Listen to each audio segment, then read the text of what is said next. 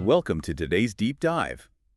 If you're someone who loves a massive perspective shift, you are in exactly the right place. You really are.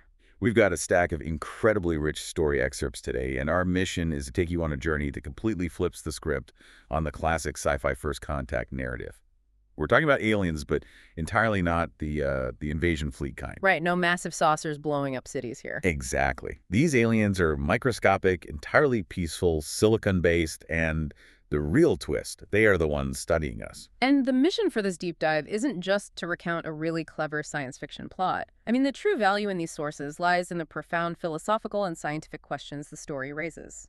We're going to use this narrative to explore the nature of consciousness, the messy reality of biological life and death, and what makes Earth uniquely, wonderfully bizarre when viewed entirely from an outsider's perspective. It forces you to look at your own backyard like it's an alien planet. It really does. So let's set the scene for you. Our source material chronicles the journey of a young Titanian named Zixis. Zix, yeah. Zixis lives on Titan, Saturn's largest moon. But the Titan in this narrative is home to a beautiful, harmonious alien ecosystem that is right on the brink of a cosmic discovery. And the life forms there are fundamentally different from anything we know on Earth. Right, because we're dealing with silicon-based creatures living in liquid methane seas. And before we get into the plot, it's worth pausing on that biology. Science fiction authors love using silicon for alien life, and there's a real-world chemical reason for it. Silicon sits right below carbon on the periodic table. Yeah, they're chemically kind of cousins. Exactly. They both have 4 valence electrons, meaning they can form complex, long-chain molecules, which is the basic prerequisite for life. But on Earth, carbon is the king. Because of water. In water, silicon-based bonds break down easily. But on Titan, where it's minus 290 degrees Fahrenheit water is basically solid rock. The oceans are liquid methane. In that extreme cold and a methane solvent, silicon bonds might actually be incredibly stable. So the sources are grounded in some fascinating speculative chemistry. What's so striking about Zix's observations is the culture that arises from this chemistry. There is a complete absence of conflict. No predation, no competition, just a perfect symbiotic dance. Okay, let's unpack this, because to understand how an ecosystem can exist without anything eating anything else, you have to understand the 3 pillars of Titanian life. First, you have the autotrophs. If you remember from high school biology, an autotroph is an organism that makes its own food like a plant. On Titan, they harness energy from the incredibly dim sunlight that filters through the atmosphere, and as they grow, they form these precise 3-dimensional crystalline structures. They're essentially living solar panels. Exactly. Then you have the canoe bacteria. They're these shape-shifting conduits, kind of like a biological transit system or a bloodstream transferring energy and nutrients all across the methane seas. And finally, the chemosynthetic bacteria. Those are the ones on the seafloor. Yeah, they live down in the mineral deposits on the seafloor. Instead of using light, they use chemical energy breaking down complex compounds so the others can use them.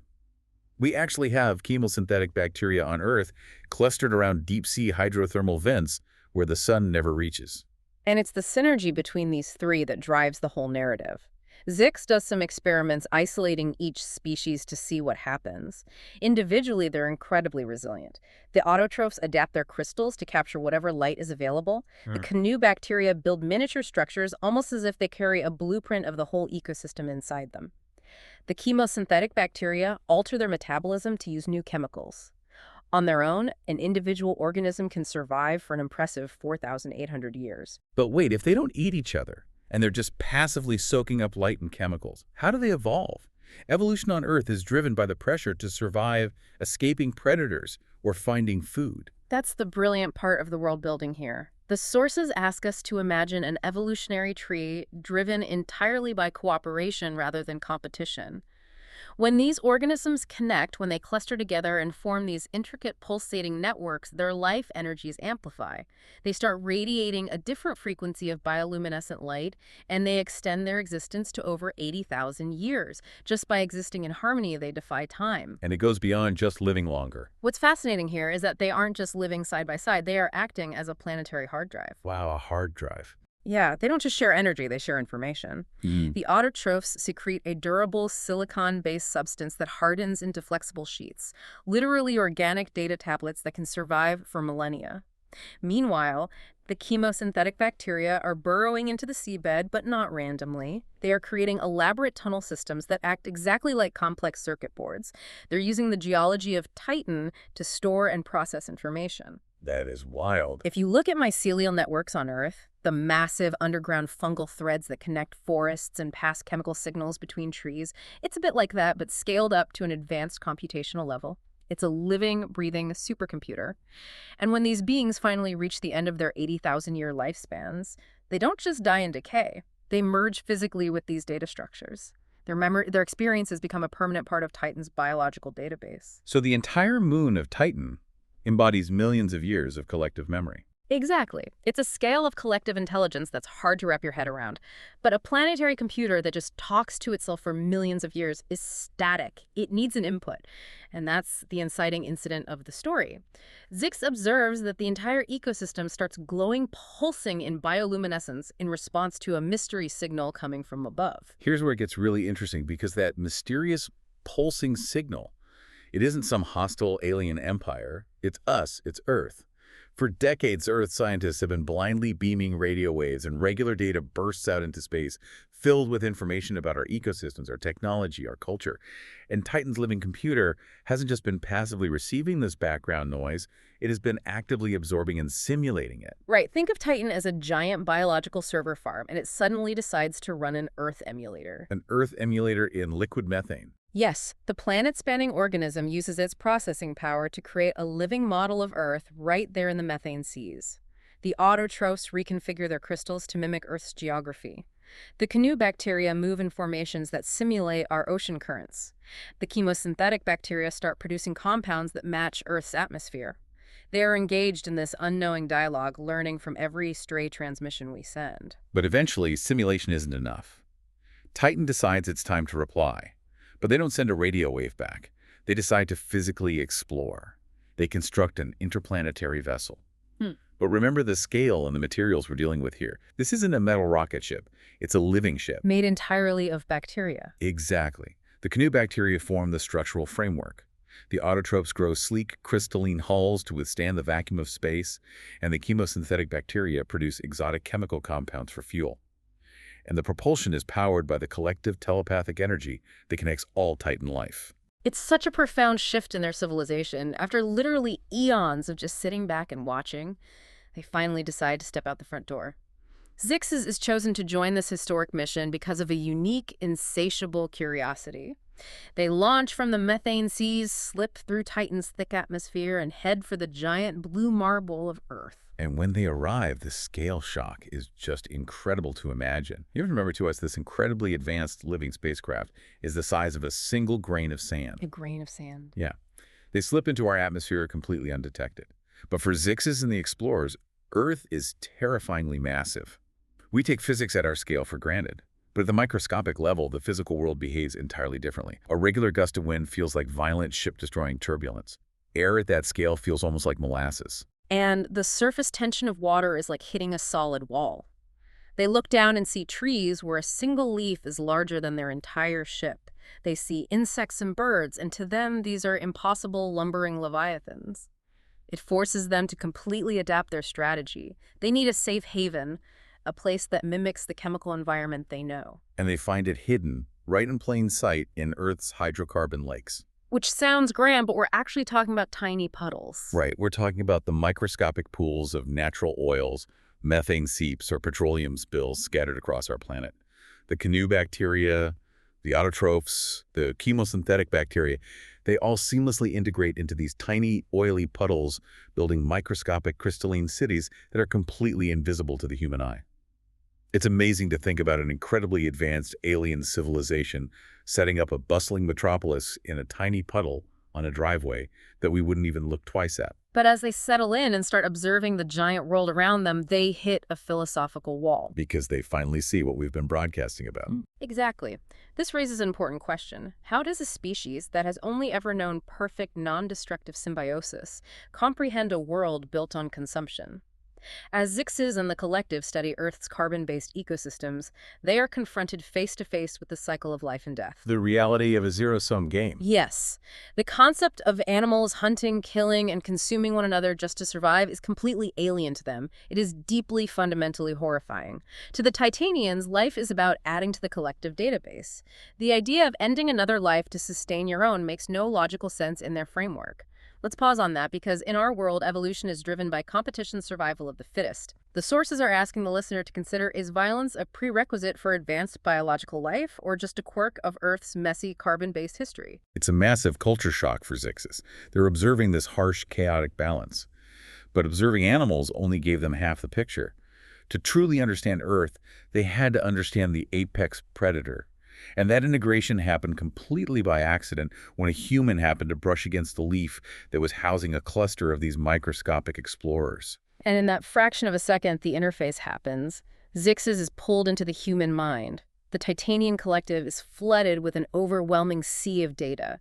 But it's not the cold, logical, organized data they are used to processing. It's the human racing heart. It's the chaotic cascade of neurotransmitters and hormones. Right. It's the messy, beautiful interplay of strict logic and raw, unfiltered emotion.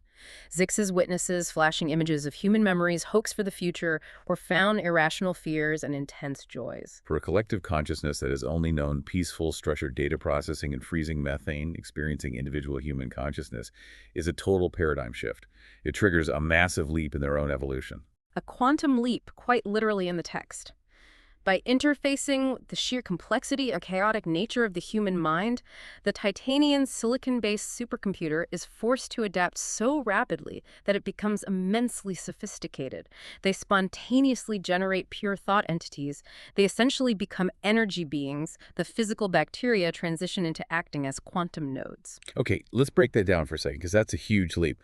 What exactly does it mean for them to become quantum nodes? For anyone rusty on their quantum physics, think of quantum entanglement like two perfectly synced coins spinning on opposite sides of the universe.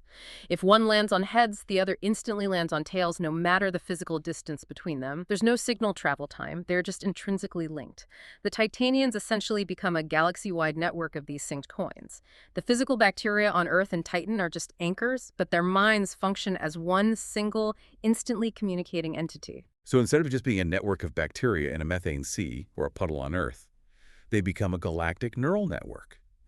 Billions of processors working as one unified fractal mind, meaning its scale invariant. The pattern of their consciousness looks the same whether you zoom in on a single node or zoom out to the whole galaxy. They become the ultimate cosmic hitchhikers, spreading their awareness everywhere. But as they spread, as their consciousness expands across the globe and out into the cosmos, they start piecing together Earth's deep geological history. They delve into the depths of our oceans, analyze ancient meteorite impacts, and trace the genetic lineage of the very bacteria they merged with. And they uncover a truth that completely rewrites their entire existence. This is the moment in the sources that changes everything.